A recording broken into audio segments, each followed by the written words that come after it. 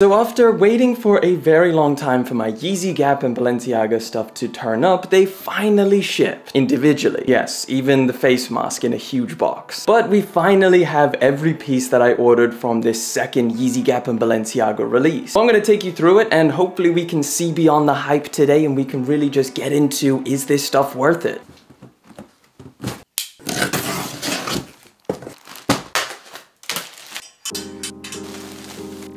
The pieces I got were, like I said, from the second drop. And they seemed to do a lot more marketing. Like they had the vans doing drop-offs in different locations. They had pop-up stores. They had these crazy rooftop parking spaces with dumpsters full of clothes and people just shopping and picking stuff up. Now I purchased a full outfit of stuff. A lot of the stuff is very, very similar to the first drop. It's just a little bit more variety. So different colors, different styles, and a couple different added extra pieces. So let's start off with the cargos. So these cargos are actually pretty different from a regular pair of cargos. And I guess that's to be expected with a collaboration like this. I will say in terms of quality, you will not be disappointed. It's super thick and it feels kind of soft to the touch. It's also got this kind of washed effect. With the entire collection, it's all different shades of black, like some have grayish hues, some have slightly brownish hues. I would say these are slightly more on the brownish hue side, but they are definitely black, just washed. I got a size 28, which normally I would wear a 30, but you know, I've been dropping a couple pounds and they fit pretty perfect, maybe a little bit tight. Probably should have just stuck with my regular size, but I would say for the most part, these cargos are like true to size. Just get your regular waist in terms of sizing. They are a super baggy look. I would say a lot tighter around, I guess, the upper leg area, and then it kind of drapes down for this more baggy effect with your sneakers. So I'm wearing foam runners, and as you can see, they drape quite nicely over those. You do have an option for a belt. You do have regular pockets, and then you also got cargo style pockets, which are very different. These pockets, let me tell you, are deep, and that's fitting because you need deep pockets to buy these things. They retail at 230 pounds. Now let's talk about the t-shirt, because this t-shirt I guess is very similar to the Dove one that I tried on last time. This is the no seam t-shirt. Only branding you're getting on here is that tiny little Gap logo on the chest. Really like the color of it. It is a washed black, but it's a lot more of a true black than the cargos. Probably my favorite fitting t-shirt from the entire collection. Like some of the other ones are super oversized,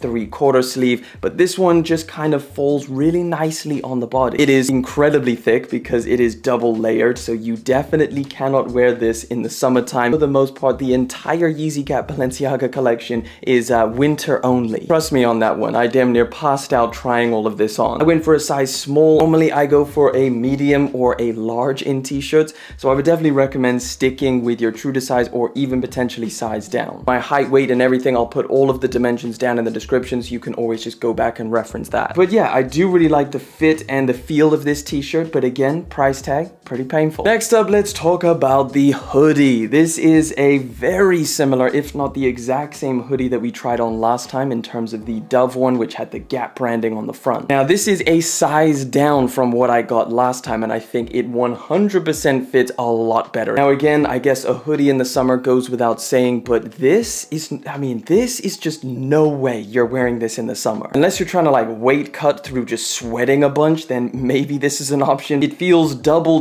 layered. It is super thick. It is super cozy. I will say that the inside material feels incredibly soft and just really nice on the body. And it kind of gives the appearance of like you being a lot bigger than you actually are, because it's just so padded. It's almost like a costume rather than a hoodie. Very minimal branding, just that tiny Gap logo on, I guess, the extended neck piece. Cuffing, it's all kind of looped back on itself, so it kind of just hangs over your hands and also your waist, which I think is a really interesting design element. Again, separates this clothing from regular stuff. This hoodie retails at 210 pounds, which I guess is, yeah, it's pretty hefty. Finally, for the actual clothing, we have the sateen anorak, which I thought looked sick on the website and on the models, I guess. Now, when I threw it on body, I was like, what the hell? I felt like Georgie in the rain reaching down the drain or something. This thing just made me feel like I was tiny. But when I realized that you can kind of tighten everything up using the elasticated, I guess, pull tabs, it looked a lot better, and I actually kind of liked the look of it. But again, this is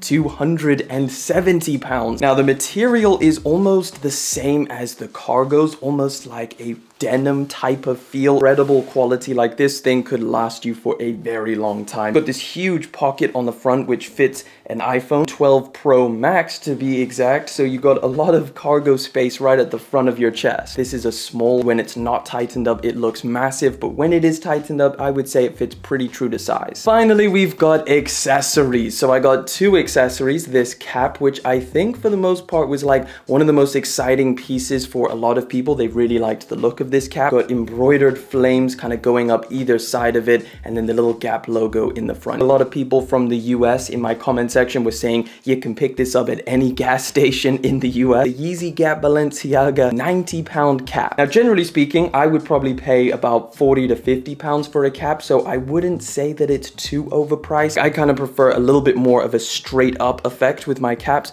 This one's a little bit more flat, so again, that's just something to keep in mind. I've also got an embroidered Gap logo on the back, and then one of the kickers, it's just a Velcro strap, which I'm not a big fan of. It kind of makes it feel a little bit more cheap. One of the most interesting ones, which I just had to pick up, the freaking mask. Now, this mask is weird. It's made out of some kind of like spandex type materials. Like, the eye cutouts are not really my favorite thing. I like some of the ones with maybe like the perforations, which I know you wouldn't be able to see anything out of, but this just kind of looks a little bit weird. Like, these eye holes are pretty big, so you could just end up seeing your eyebrows or your hair comes through. So it can be quite an awkward experience, but at the end of the day, it's a freaking mask. What are you gonna be wearing this to? Please tell me. If you bought this, are you wearing this out in public? If I walk in a shop with this, am I gonna get arrested? You sure as hell can't walk in a bank wearing this. So maybe around the house taking pictures, but I can't really think of many use cases for something like this. I don't know, maybe in the winter if it's super cold. And not to mention, this mask is 50 pounds, so that's pretty hefty. I mean, it's not the worst in the world, but it just depends how much use you're gonna get out of it, which I think for most people is hardly anything. And there you have it, guys. That is what I got from the Yeezy Gap and Balenciaga collection. My honest thoughts on the entire thing is that I think the most compelling items for me personally is the hoodies. I think they're genuinely different. They're amazing quality, and I just kind of like the fit and feel. If I was going to justify the price for any of it, I would probably say the hoodies. The t-shirts are nice, but they're too thick to wear in the summer, and when it comes to winter, you're probably going to be opting for a jacket or a hoodie anyway. So